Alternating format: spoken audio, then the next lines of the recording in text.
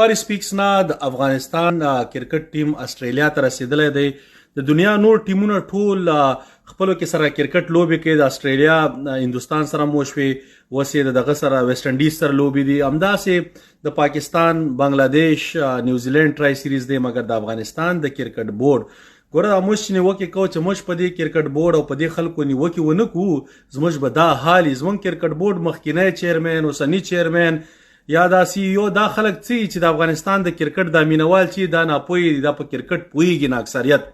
وروره کرکټ خو څه راکټ ساينس نه دی. موږ همدلته یو چې تاسې په پوهی کو، زیاتره د کرکټ مینوال پوهیږي. مګر افسوس چې کنزلماران دي، بد ردي، نو ځکه ستاسې عزت نشته.